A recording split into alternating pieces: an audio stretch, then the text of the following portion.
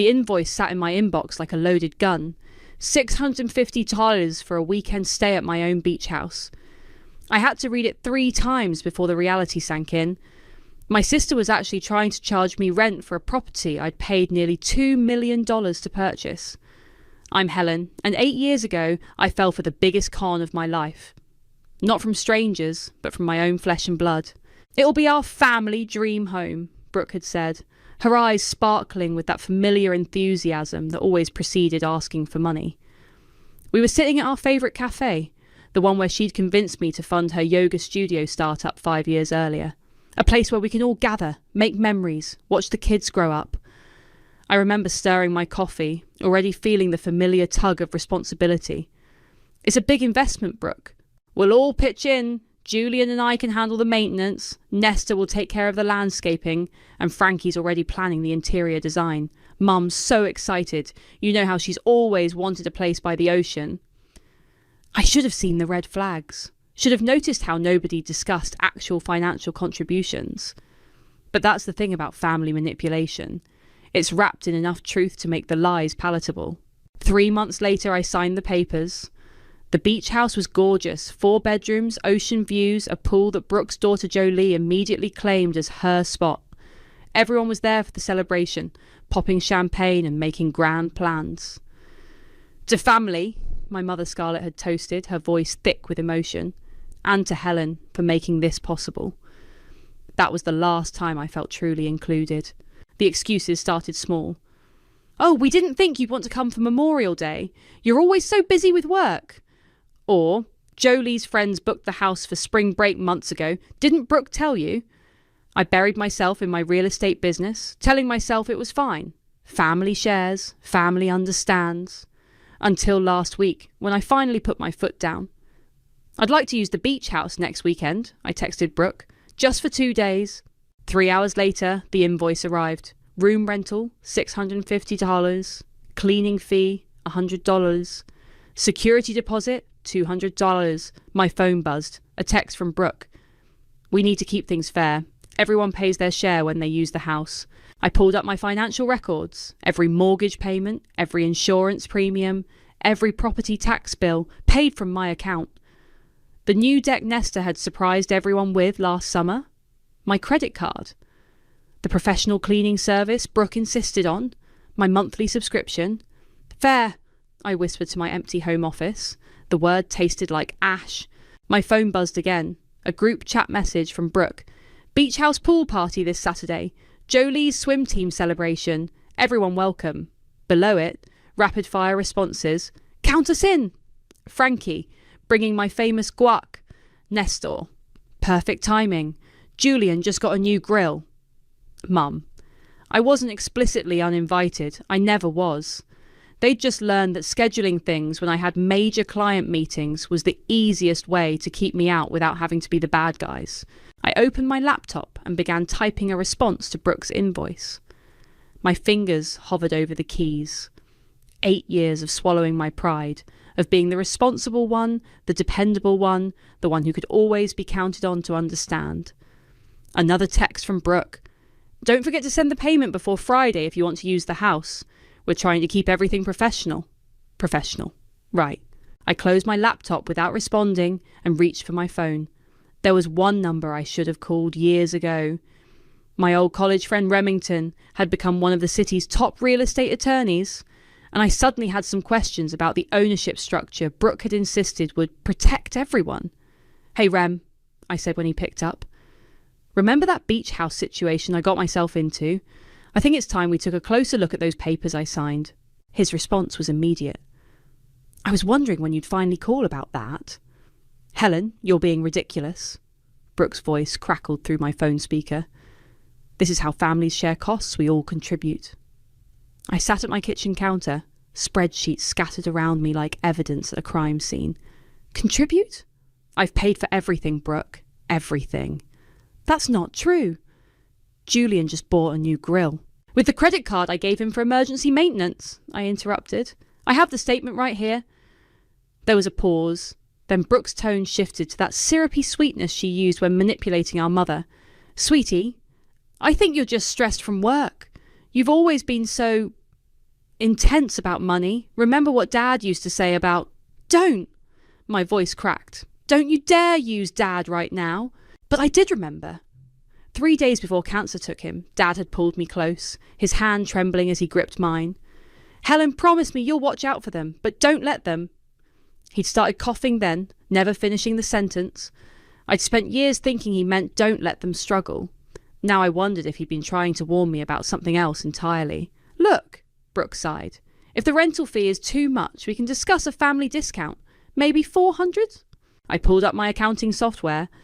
I've paid 94% of all expenses since we bought the house. That's $1.87 million, Brooke. Where's your contribution? We handle the scheduling, the maintenance, the emotional labour of keeping everyone together. You can't put a price on family, Helen. Apparently, they could, and did, $650 worth. I need to go, I said, hanging up before she could respond. My phone immediately lit up with text messages. Nestor. Sis, why you gotta make everything about money? Bad vibes. Mum. Called Brooke, crying. How could you upset her like this? Frankie. Girl, we need to talk. This isn't you. I blocked them all. My laptop pinged with an email from Remington. Meeting in 20. Brought coffee and found something interesting in those 2015 docs. 15 minutes later, I walked into Remington's office. He hadn't changed much since college. Same wire-rimmed glasses, same habit of tapping his pen when he had news. He was tapping now. So, he said, sliding a coffee across his desk. Want the good news or the really good news? There's good news. He pulled out a thick folder. Remember how Brooke insisted on putting the beach house in an LLC to protect everyone? I nodded. She'd said it would keep us all safe from liability issues if anyone got hurt on the property. Well, Remington grinned, I just spent 3 hours reviewing the operating agreement. Helen, you own controlling interest, 100% controlling interest. What? But Brooke said we were all equal partners. On paper, you're the only member with voting rights. They're listed as non-voting members with zero equity stake. Basically, they have no legal claim to the property at all. He leaned back. Your sister either didn't read the paperwork, or she thought I wouldn't, I finished. A cold clarity washed over me. She never expected me to check. She thought I'd just keep paying forever. Remington's pen stopped tapping. There's more. Those renovations they did last summer. Legally, they needed your written approval as the controlling member. Without it, they technically committed property conversion. In English, Rem, they stole from you, Helen, and I can prove it. I stared at the papers.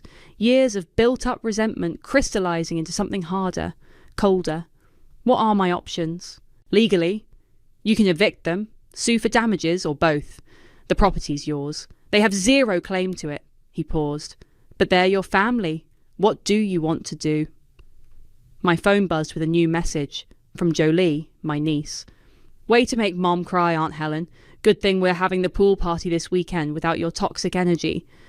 I showed Remington the text. How fast can you draw up eviction papers? He was already reaching for his laptop. Give me an hour, but Helen... His eyes met mine over the screen. Are you sure you're ready for the fallout? I thought about Dad's unfinished warning. About 8 years of exclusion wrapped in family obligation. About the invoice sitting in my inbox like a declaration of war. They're not my family, Rem. They're just people who've been stealing from me for 8 years. I stood up, straightening my jacket. And I want my house back. The beach house looked different now. Every pristine window, every carefully maintained flower bed represented another dollar they'd extracted from me. I sat in my car across the street, watching Nestor's beat-up van in the driveway, while Remington reviewed our strategy. Everything's filed, he said, shuffling papers.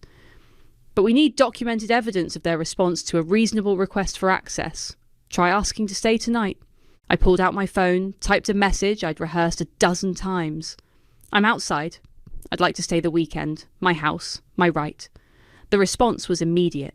Splashing sounds from the pool stopped. Figures moved behind the windows. My phone erupted. Nestor. Whoa. Bad timing, sis. We're having a private gathering. Jolie. OMG, are you literally stalking us right now? Brooke. Helen, you're being inappropriate. We'll discuss this later.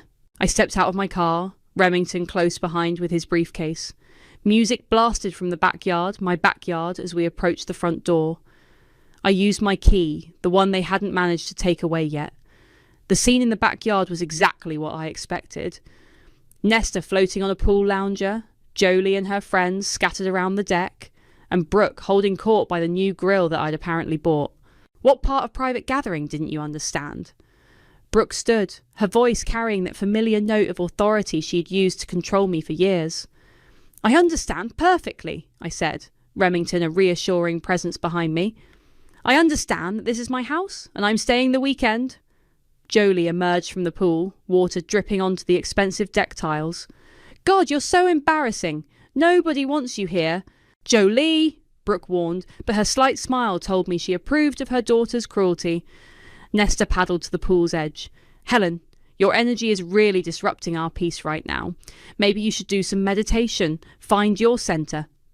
My centre? I laughed, the sound sharp enough to make them flinch.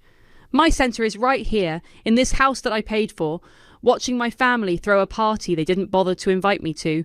You're always too busy, Brooke snapped. Always working. Always counting dollars instead of making memories. Counting dollars? I pulled out my phone, opened my banking app. You mean like the $4,000 you spent last month on pool maintenance? Or the $8,000 for the new furniture you didn't tell me about? That was a necessary expense. Or maybe, I continued, my voice rising, the $20,000 you borrowed from my emergency fund for Jolie's Sweet 16, the one you promised to repay. Silence fell across the pool deck. Even Jolie's friends looked uncomfortable. You're making a scene, Brooke hissed. No, I said quietly. I'm making a point. I turned to Remington. Show them. He stepped forward, opening his briefcase. I'm Mrs. Lynch's attorney. I have here documentation showing she has sole controlling interest in this property. All renovations, modifications, and occupancy decisions legally require her approval. Attorney? Nesta scrambled out of the pool. Helen, this isn't very enlightened of you. Stop, I held up my hand. Just stop. I'm done with the guilt trips, done with the manipulation, done with all of it. I turned to Brooke. You wanted to keep things professional? Fine, let's get professional. Remington handed me a stack of papers. I dropped them on a pool chair, watching water spots blur the ink. What's this? Brooke picked up the top sheet, her face paling. Documentation of every unauthorised expenditure, every unapproved modification, and every dollar you've taken from me over the past 8 years. I met her eyes. Plus an invoice, since we're all about fair shares now. You can't be serious, she whispered. Dead serious. You have 24 hours to clear out your personal belongings. I turned to leave, then stopped. Oh, and Jolie, that meditation pool float you're on, I paid for that too. Enjoy it while you can. Walking away, I heard the chaos erupting behind me. Brooke's shrill protests, Nesta's spiritual platitudes, Jolie's dramatic sobs. But for the first time in years, their voices didn't have any power over me. That went well, Remington said as we reached the car. I looked back at the house, my house, one last time. No, it didn't. But it went exactly as it needed to. My phone buzzed with a message from my mother. Your father would be so ashamed. I turned off my phone, started my car and smiled. Dad had tried to warn me about family loyalty being a weapon. He'd be proud I'd finally learned to fight back. The hotel room felt sterile and empty, but it was better than going home. I opened my laptop, pulled up the beach house's smart home dashboard, the one I'd paid for and they'd forgotten I could access. The security cameras flickered to life. They were still there, of course. Brooke pacing the living room, phone pressed to her ear. Nesta sprawled on my couch, probably plotting his next spiritual guilt trip. Jolie and her friends had moved the party inside, leaving wet footprints on my hardwood floors. I turned up the volume. She's lost her mind, Brooke was saying.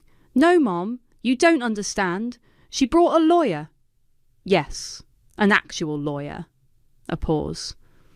Of course I read the paperwork before we signed it. I'm not stupid. I smiled. 8 years of letting them think I was the stupid one, the naive one, the one who'd always give in. Not anymore. My phone lit up with a text from Remington. Everything's filed. Sheriff's Department confirmed lockout schedule for Saturday. You sure about this? I watched through the cameras as Jolie knocked over a wine glass, red liquid seeping into the white carpet. Nobody moved to clean it up. I'm sure, I texted back. The next few days, I worked from the hotel, keeping the security feeds open on my second monitor. It was like watching a reality show where I finally knew the plot twist. Wednesday, they threw another party. Bigger this time, as if defying my authority. Thursday, Brooke brought in her own lawyer, who left looking frustrated after 2 hours. Friday, they started moving things, expensive things, my things. I picked up my phone. Hello, police. I'd like to report theft in progress at my property. The officers arrived within 20 minutes. I watched through the cameras as Brooke tried to charm them, watched her face fall when they asked for proof of ownership. But we're family, she kept saying, as if that explained everything. They made them put everything back. Every borrowed painting, every borrowed piece of furniture. I saved the footage, sent it to Remington. That night, I accessed the smart home controls, turned the heat up to 80 degrees, changed the Wi-Fi password, set all the lights to strobe slowly, just enough to be annoying. Small things, petty things. But after 8 years of being invisible, it felt good to remind them I existed. At 3 a.m, my phone rang. Nestor. The house is haunted, he slurred, clearly drunk. There's negative energy everywhere. The spirits are angry. No, I cut in. I'm angry. And I'm not a spirit, I'm the owner. Get out of my house. Friday night, I watched them pack. Watched Brooke instruct Jolie to take pictures of every room for evidence. Evidence of what? How well they'd maintained a house they'd stolen from me? A memory surfaced. My 35th birthday 3 years ago. I'd driven to the beach house, hoping to surprise them. They were all there, taking family photos on the deck. I'd stood in the driveway, watching through the window as they posed and laughed. "Oh, Helen," Brooke had said when she finally noticed me. "We didn't think you'd come. You're always so busy." They'd never added me to the photos. My phone buzzed. A series of texts. Brooke, "You're making a huge mistake." Nestor, "The universe will remember this betrayal, sister." Mum, "Please, Helen, let's talk about this like family." Jolie, "I hate you. I actually hate you." I opened the smart home app one last time, set all the TVs to play a single message on repeat. Checkout time, noon tomorrow. Then I typed out a single response to all of them. Family doesn't steal from family. See you at the lockout. I closed my laptop and leaned back in my hotel chair, exhausted but calm. Tomorrow the sheriff would arrive. Tomorrow they'd finally understand what it felt like to be locked out. My phone buzzed one last time. A text from an unknown number. Just heard what happened with the beach house. Ready to talk about what Brooke did 8 years ago? I froze, recognizing the area code. Aubrey, my former best friend. The one who disappeared after that business deal with Brooke went bad. The one secret I'd never uncovered. I stared at the message, fingers hovering over the keyboard. Some truths you think you're ready for until they're staring you in the face. Tomorrow, I typed back, after the lockout. First, I had a family to evict. Then finally, I'd learned just how deep Brooke's betrayals really went. The sheriff's cruiser pulled up behind my car at exactly noon. I watched my family through the living room windows, still acting like they owned the place, still believing I wouldn't go through with it. "Ready?" Remington asked, holding the final paperwork. I nodded, and we approached the front door together. The sheriff, a woman with kind eyes and a no-nonsense demeanour, followed with the locksmith. The door opened before we could knock. Brooke stood there, perfectly posed in her designer outfit, like she was greeting guests at one of her charity functions. "Helen," she smiled tightly, "surely we can discuss this privately, like family." "Step aside, ma'am," the sheriff said. "We have a court order." Inside, the scene was exactly what I'd expected. Julian pacing by the fireplace, Nesta cross-legged on the floor, pretending to meditate, Mom crying softly on the couch. Jolie stood at the top of the stairs, filming everything on her phone. "This is going on TikTok," she announced. "Everyone's going to see what a monster you are." "Go ahead," I said, surprising myself with how steady my voice was. "Show them how you lived in a house for 8 years without paying a dime. I'm sure that'll go viral." The locksmith started working on the front door while the sheriff read out the order. I watched their faces as reality finally sank in. But the LLC, Brooke stammered. We all signed. Remington stepped forward, documents in hand. Actually, Mrs. Wallace, you signed away all voting rights. Your sister has been the sole controlling member since day one. Here's the paperwork, if you'd like to review it. The colour drained from Brooke's face. For the first time in my life, I saw genuine fear in her eyes. You can't do this, Julian finally spoke, his voice shaking. We have rights. No, I said quietly. You really don't. Mum stood up, tears streaming down her face. Helen, please! Think about what this will do to the family. I have thought about it. For 8 years, I've thought about nothing else. I turned to the sheriff. They have 30 minutes to collect essential personal items. Everything else can be claimed next week with proper supervision. This is karma, Nestor declared, finally opening his eyes. The universe will make you pay for this negative energy. Karma? I laughed. Karma is watching you all finally face consequences. Karma is standing here while you realise that every signature, every document, every legal detail you thought you could ignore is coming back to haunt you. 15 minutes, the sheriff announced. They scattered like startled birds, grabbing photos and electronics. Jolie ran to her room, slamming the door. Brooke stood frozen, staring at me like she was seeing a stranger. The trust fund, she whispered. What Aubrey told you? We'll discuss that later, I cut her off. Much later. The locksmith finished with the doors, handing me new keys. The sound of them jingling in my hand was sweeter than any music. 5 minutes.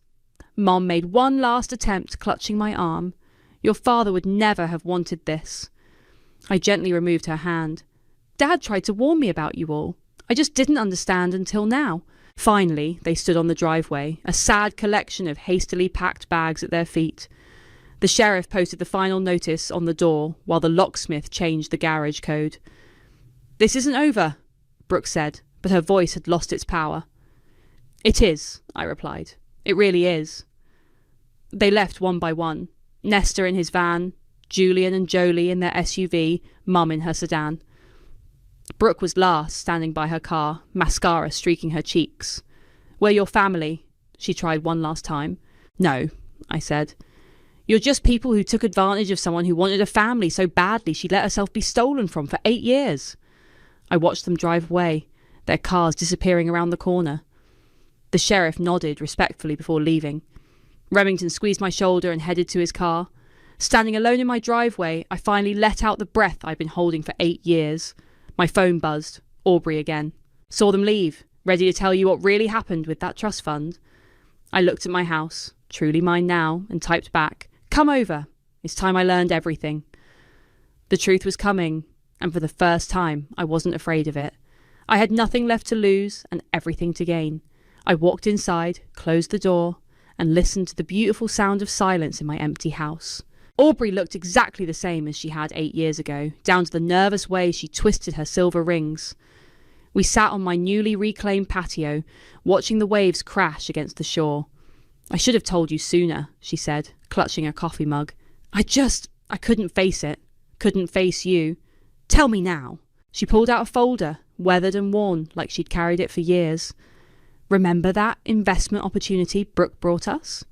The one she said would triple our money? I remembered. It was supposed to be a sure thing, a chain of luxury boutiques across 3 states. Brooke had been so convincing, so passionate. She needed startup capital, Aubrey continued. You gave her access to your trust fund for the initial investment. I put in my inheritance. And it failed, I said. Businesses fail all the time.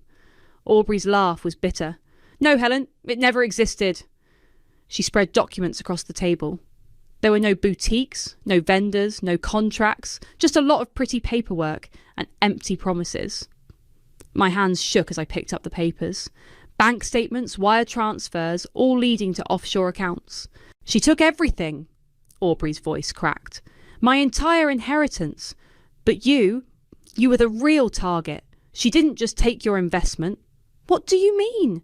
She used your trust fund as collateral for personal loans. Massive loans.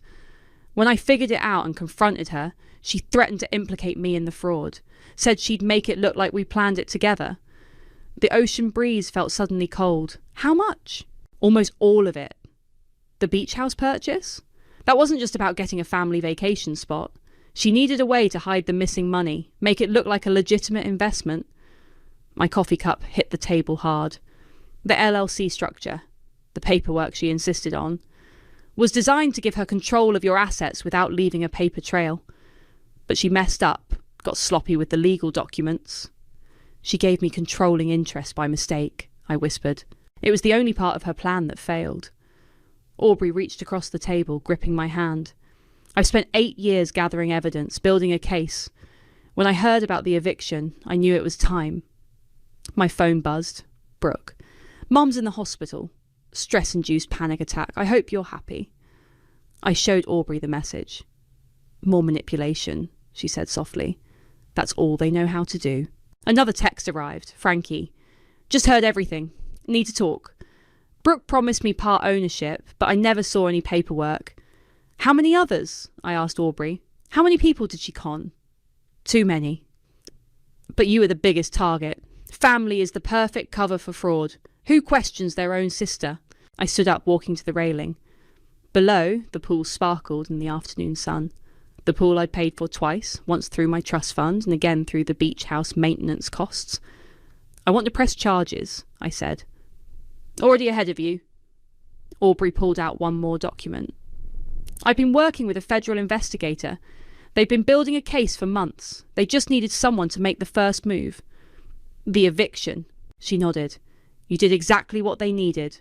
Proved the property ownership. Established clear documentation of fraud. They're ready to move whenever you are. My phone buzzed again. Nestor. The spirits told me you're planning something dark. Don't let hatred poison your soul, sister. I laughed, but it came out more like a sob. He always did have perfect timing with his spiritual insights. Helen, Aubrey stood, joining me at the railing. I'm so sorry I disappeared. I thought I was protecting you by staying away, gathering evidence quietly. I should have trusted you with the truth. We both trusted the wrong sister. Inside, my phone kept buzzing. Messages from family members I'd never really had trying to guilt me into silence. But the time for silence was over. I turned to Aubrey. Call your investigator. Tell them I'm ready to talk. She pulled out her phone, then paused. You know this will destroy them, right? Not just Brooke, all of them. Anyone who knew and stayed quiet. I thought about 8 years of exclusion, about Dad's unfinished warning, about all the family memories I'd paid for but never been part of. They destroyed themselves, I said. They just didn't expect to face consequences. As Aubrey made the call, I watched the sun set over my ocean view. Tomorrow would bring federal agents, formal statements, and the final demolition of my family's carefully constructed lies. But tonight, for the first time in 8 years, I could breathe freely in my own house. The federal agents arrived at dawn. Dark suits, serious faces, stacks of documents that made my own evidence look tiny in comparison. They set up in my living room, turning my beach house into command central for Operation Family Fraud. Their words, not mine. Your sister's been busy, Agent Martinez said, spreading photos across my coffee table. The beach house was just the tip of the iceberg. The images showed Brooke at charity galas, business meetings, country club luncheons, always smiling, always working the room, always finding new victims. We've identified 37 separate instances of investment fraud, another agent explained, plus tax evasion, money laundering, and identity theft. My phone hadn't stopped ringing since they arrived. I finally answered one call, Frankie. Helen, there are FBI agents at my door. Let them in, Frankie. Tell them everything. But Brooke, she said she'd help me start my interior design business. Did she? Or did she take your money and tell you to wait? Silence. Then a sob. How did you know? Because that's what she does. I hung up, turning to Agent Martinez. How many family members were involved? She consulted her notes. Your brother Nestor laundered money through his meditation retreats. Your mother acted as a recruiter, finding vulnerable, wealthy widows at her church. Julian handled the paperwork. Even your niece Jolie was involved. She used her social media to promote fake investment opportunities. My stomach churned, and none of them saw consequences until now. People trust family, she said simply. That's what makes this type of fraud so effective. And so devastating. My phone buzzed with a text from Brooke. They're arresting Julian. Please, Helen, think about Jolie. She's just a child. A child who helped steal millions, Agent Martinez commented, reading over my shoulder. We have evidence of her coaching other teenagers to invest their college funds in fake startups. I closed my eyes, remembering all the times Jolie had mocked me, called me pathetic, filmed me for her mean-spirited social media posts. Not so funny now. The day unfolded like a slow-motion car crash. Arrests, interrogations, confessions. My family's perfect facade crumbling under federal scrutiny. Aubrey stayed with me through all of it, her presence a steady reminder that not all betrayals are permanent, not all wounds unhealable. Your mother's asking to see you, an agent announced late that afternoon. Says she has information to trade. I found Mom in an interview room at the local FBI office. Her designer outfit wrinkled, her makeup streaked with tears. Helen. She reached for my hand. I kept them in my pockets. You have to understand. Everything I did for the family. No, I said quietly. You did it for Brooke. You always did everything for Brooke. She's special, Mum insisted. She has a gift. For fraud. For bringing people together, for making things happen. I laughed bitterly. Is that what you call stealing my trust fund? Making things happen? Your father left you too much, she snapped, mask finally slipping. It wasn't fair to the others. We were just redistributing things, making them equal. By stealing? By lying? By surviving? She slammed her hand on the table. Some of us weren't born with your advantages, Helen. Some of us had to take what we needed. I stood up. I worked for everything I have. Everything you stole, I earned. And now you get to learn about earning things too. In federal prison. Her face crumpled. I have information. About other investments, other people involved. Tell it to the agents, I said, walking out. In the hallway, Aubrey waited with Agent Martinez. We found something else, Martinez said softly. Family heirlooms sold from the beach house. Your grandmother's jewellery, your father's watches. Brooke said those were in storage, I whispered. They were sold. We found the transactions. She handed me a document. She forged your signature on the sales. I stared at the paper. At the fake version of my name, authorising the sale of my family's history. Something inside me finally broke. I want to press every possible charge, I said through tears. Every single one. Aubrey hugged me, while Agent Martinez nodded grimly. My phone buzzed one last time. A message from Nesta. The universe forgives all, sister. When will you? I typed back. The universe might forgive, but the federal government doesn't. Namaste. Outside the FBI office, the sun was setting on the longest day of my life. My family was in custody, my inheritance was being traced, and my heart was simultaneously shattered and stronger than ever. Ready to go home? Aubrey asked. Home? To my beach house. My empty, peaceful, honest beach house. Yes, I said. I'm ready. The booking request popped up on my phone. Beach house rental inquiry from Francesca Dixon. I stared at the notification, coffee growing cold beside my laptop. Through the beach house windows, I could see the sunrise painting the ocean gold. The same view my family had enjoyed while plotting to steal from me. The house felt different now. Peaceful. I'd remodelled everything, erasing their presence room by room. New furniture, new paint, new memories. The property listing on Airbnb had been Aubrey's idea. Reclaim it, she'd said. Make it yours. My phone buzzed again. Frankie was persistent. Please, Helen. I know I don't deserve it, but I need somewhere to stay after the plea deal. Just a few days. The federal case had wrapped up faster than expected. Brooke took a 20-year sentence rather than risk trial. Julian got 15. Mum and Nestor both took deals for 10. Even Jolie faced juvenile detention and mandatory restitution payments. I clicked decline on Frankie's request. Typed a single-word response. Karma. The doorbell rang. Aubrey stood there with breakfast bagels and case files. The forensic accountants found another account, she said, spreading cream cheese on a bagel. Hidden under your grandmother's maiden name. They're still tracing victims. How much this time? 2 million, mostly from Mum's church friends. I shook my head, thinking of all those sweet elderly women who trusted my mother's prayers and promises. My laptop pinged. An email from Remington. Final restitution numbers attached. You'll want to sit down for this. I opened the file. The number of zeros made my head spin. They really thought they'd never get caught, Aubrey said, reading over my shoulder. That's the thing about family fraud. Everyone thinks they're special, different, untouchable. We weren't family, I said. We were marks who shared DNA. My phone lit up with a new message. From an unknown number, but I recognised Jolie's writing style. They're making me sell all my designer stuff for restitution. My whole social media empire is gone. I hope you're happy. You ruined everything. I showed Aubrey the text. She snorted. Yeah, you ruined everything. Not the federal crimes or anything. The morning sun filled the house with light as we went through more documents. Victim statements, impact reports. The full scope of my family's deception laid bare in black and white. Another booking request popped up. Beach house rental inquiry from Scarlett Lynch. My mother, using her real name this time, bold. Helen, please. I'm being released to house arrest. I have nowhere to go. Delete. Block. Breathe. You know what's funny? I said to Aubrey.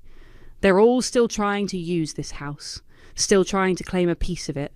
Because it's the only piece left. Everything else is gone. The money, the schemes, the fake businesses. This is real. I walked to the window, watching waves crash against the shore. I thought revenge would feel better. Doesn't it? No, I smiled. It feels perfect. My phone buzzed one last time.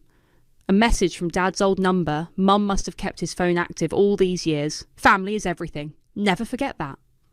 Mum? I typed back. You're right. Family is everything. That's why I chose a new one. I blocked that number too, then opened my Airbnb settings. Added one house rule. No bookings accepted from members of the Lynch, Wallace or Dixon families. No exceptions. Ready? Aubrey asked, gathering her things. The victim restitution meeting starts in an hour. I looked around my beach house one last time. My house, my rules, my life. Actually, I said, I want to make one stop first. We drove to the federal detention centre where Brooke was being held. I didn't go inside. Just sat in the parking lot, looking at the high walls and razor wire. You don't owe them anything, Aubrey said softly. Not even a visit. I know. I started the car. I just needed to see it. To know it's real. Back at the beach house that evening, I sat on my deck watching the sunset. My phone was quiet. My house was peaceful. My life was mine again. I opened my laptop and typed out a new property description for the Airbnb listing. Welcome to Karma Beach House, where every sunrise brings new beginnings, every sunset marks endings, and the ocean washes everything clean. Families welcome, real ones only. Then I closed my laptop, picked up my wine glass, and toasted the setting sun. Some families are born, some are chosen, and some are better left to federal prosecutors. I had finally chosen mine.